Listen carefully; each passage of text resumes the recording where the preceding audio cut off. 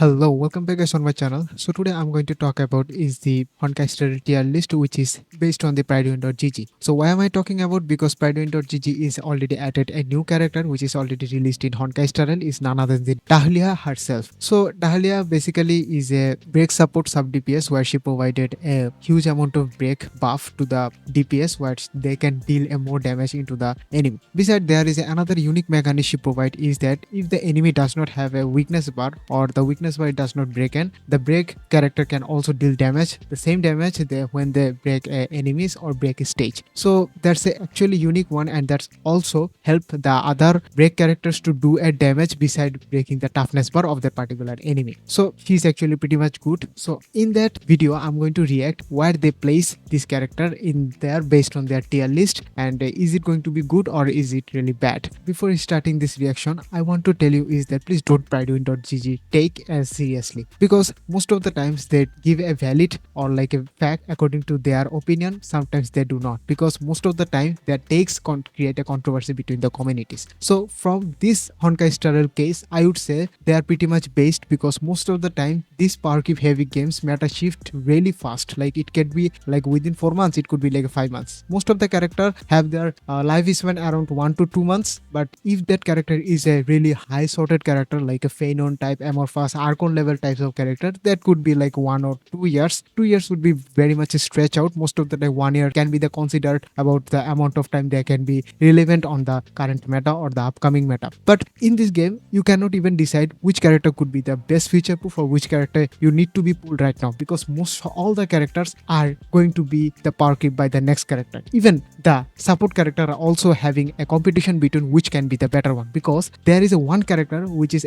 totally breaking the meta is the Prydwen. Yes, Prydwen is the most powerful harmony character currently right now. Before Prydwen came on, there is a one character who was the Robin, but Robin has a limitation. Most of the kit her damage is totally based on the follow-up attack. So in that case, if you really want to have a like a universal future proof character, I would say just get the Ruanmei from the shop, because they are providing like a crystal or other things where you can buy from the 5-star from the shop and get the Prydwen when the banner is games on. And also if you get her Prydwen E1, she is even better than it is a recent harmony character. She can be harmony, but her class is a totally remembrance. Her name is Sairidi. She is even better than that. Okay, so before starting this thing, let's see the changelog they are doing right now. First and foremost thing is that they added the Dahlia, and Dahlia is actually going to be the best support for your existing old break team, because they did not even release any break character after the Fuge banner. So Dahlia is actually one of those trends that Miho or HSR is following, is that if they release a new character for their old team, their old team can perform good in their current meta, just like the High Ceilings. High Ceilings was the only sole reason why the break team is alive right now. So Dahlia is another same case. So in that case, there is a 3 most top tier DPS existing in this game right now. Currently, I have no idea are they going to release another break character in future. So these three character is a Firefly, Rappa, and Boothil. So in these 3 characters, I would like to suggest you is that the most going to benefit from having Dahlia on your team is going to be the Firefly, and the most least and the worst benefited going to be a Rappa. Rappa is not even a good character. Basically, she have a curse on her is the having a erudition class on her kit. So erudition is also going to be the one of the worst class in this game. Now you are going to point out to me like that, brother, the Harta is also a really good character. Yes, Harta is actually a good character, but she also required a high amount of investment. Now before starting this, there is another thing that I want to tell you is that most of the CC from the HSR tell you that this is a greedy and stupid things if you just pull for every character and cannot complete the end game. Well, it does some degree of acceptance that I can give it, but sometimes it does not work like that. Like if you have a really bad, like you have to pull for 160 times to get a single character. Like suppose I'm talking about a Firefly. You want to get a Firefly on a certain pulls, or you just lost it and you have to pull for 160 times to get this Firefly. Now after that, there is another character release is the Lingsha. Now the Lingsha is another perfect healer for this break team. She's not actually healer, she also buff the break damage to the break DPS. So if you cannot give the Lingsha, how are you going to get the clear the current MOC or upcoming MOC, or not actually MOC, the end game. How are you going to do that? So in that case, this game is actually pretty much greedy and also predatory. If you are thinking that statement that if I just go to the vertical invasion, my character would be good. Yes, vertical invasion in this game can be considered a good plan or management system, because most of the time the vertical invasion can give you a higher advantage than rather than getting a new character with E0. So okay, anyway, I'm not going to argue that point. So in this time, the Dahlia is actually the good character where they are buffing this 3-1. The most highly benefited is the Firefly, if I just rank them out, and second one going to be the Buthil, and third one is the Rappa. If the Rappa is get redone, I'm highly suggesting you please don't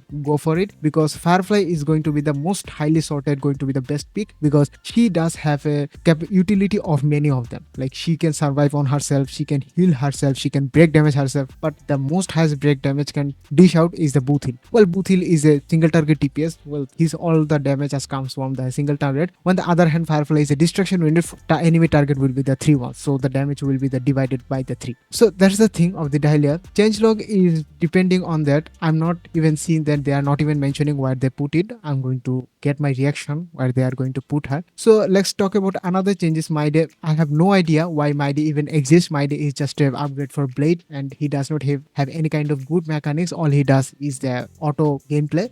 All you have to do is get Sunday and pull him up, do the auto damage. That's the thing. Harta is a best one. If you have Harta and also Anaxa LC and also Harta LC, she can be more feature proof than your other character. Aglia, most highly bad character in my opinion, because she requires a huge amount of investment. Okay, Archer is same as this Thit, and he is actually good one. If you just pull on his banner 200 times, you will get his signature weapon. So I'm not going to get another nitty gritty. Let's talk about our tier list. So for the tier 0, they didn't even just added her. I guess she would be the tier 0.5. Yes, there she is. Well, from the tier list point of view, I think the way they just describe her is the break buff, SP friendly and also partner. Yes, SP friendly is another, can be considered as a good thing, but it is really interesting to see that Firefly is again to tier 0.5, but we have no idea how long she will be there, because the meta shift in HSR is pretty much crazy one. Okay, so Buthil also going up, Rappa is also going up, but they are giving her under a watch. This watch sign means that she can be go higher ups or she can be go lower down. And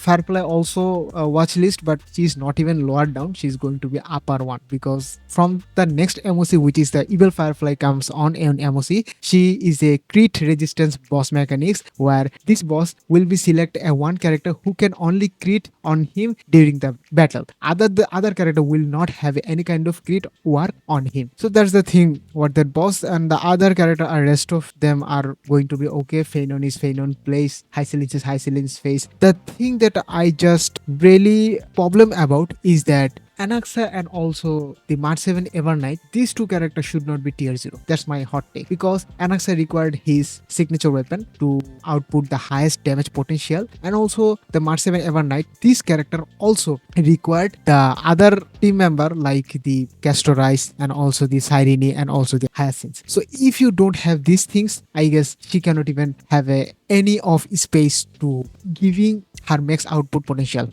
On the other hand, the character that I think that going to be tier 0 is the Lingsha. Lingsha was already considered one of the best healer in this game, because she can even have a automated cleanse mechanics. When the other team members get CCs by the enemy, her bunny comes from and just auto cleans the whole team member. So I think other rest of the tier list is going to be good. Buthil would be the tier 0.5 in no time. Rappa, I think she will be lower than that, and I guess other tier list, other team member placement, I guess this will be a pretty much good thing.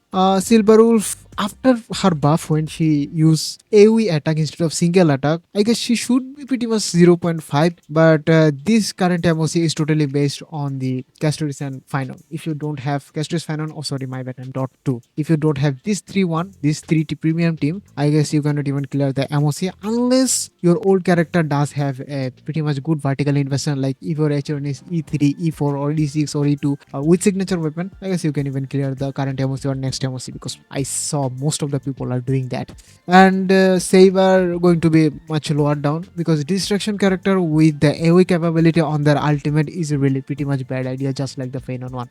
So for this Phenon weakness, like a bounce mechanics, the distraction for AoE, they just fixed it with the Seritra, because when he just give his skill, his meteor clear the minions, and the second skill, which is the multiplication of her Seritra's main kit, he does do the main damage on not bounce mechanics. All the damage is going to be the 1 or 2 enemies, which is the highest damage going to be output potential in that case. So I guess the way they put her in this 0.5, it could be higher up or it could be lower down. I don't think so it could be lower down, because current, not actually current, upcoming Apocalyptic Shadow, Pure Fiction and other things will be based on the Super Break. So this tier is totally based on current MOC, because most of the MOC are going to be tailored toward the new character. That's what HSR is doing for a long time. So I guess that's all for this tier list. I hope you guys like this video. If you like it, leave a like and also leave a comment what kind of things you want to see in the next, and see you on the next video. Peace.